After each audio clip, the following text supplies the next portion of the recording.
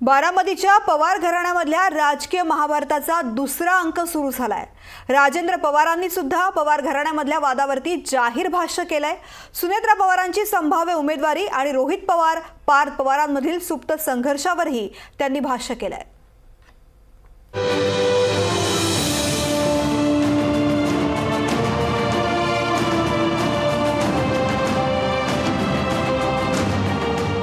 बारामतीच्या पवार घराण्याच्या राजकीय महाभारताचा आता दुसरा अंक सुरू झालाय।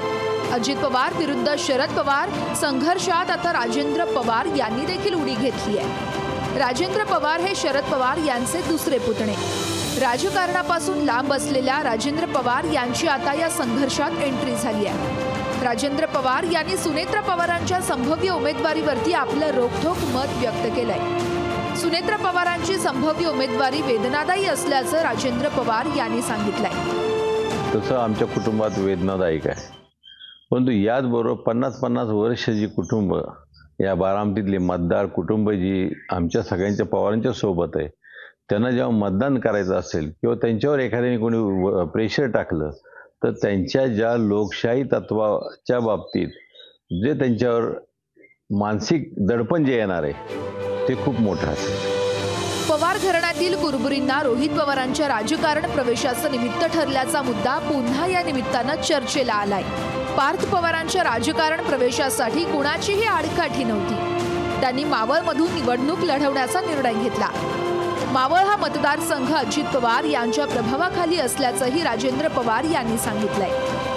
कुठेही लोकांना डोकावणं फार आवडतं, वस्तुस्थिती काय ही समोर आपल्याला माहीत नसते आणि अशावेळी मला वाटत नाही, कारण पार्थ पवार हे मावळमध्ये उभे राहिले होते, खासदारकीसाठी उभे राहिले होते आणि त्यांना त्यांचं काही क्षेत्र करायचं ते पिंपरी चिंचवड आणि त्या भागात त्यांची सर्व वावर असतो त्या भागात।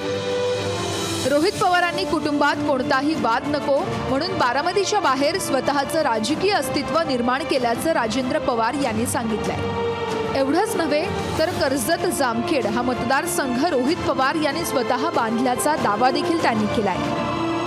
मला असं वाटतं की तसा तो विषय नसेल, कारण रोहितांना जर तसाच विषय असता तर बारामतीत त्यांनी इंटरेस्ट दाखवला असता। तसं न करता त्यांनी कर्जत जामखेडला स्वतः जाऊन तिथं तो मतदारसंघ त्यांनी स्वतःसाठी तयार केला की त्याच्या मागचं भूमिकाच एक असावी की वाद होऊ नये।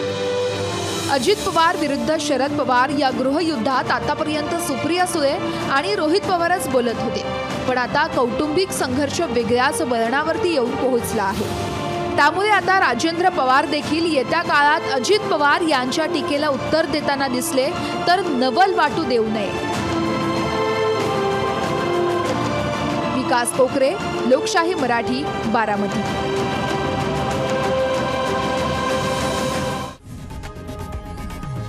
लोकशाही मराठी ऐका, पहा, जागरूक रहा।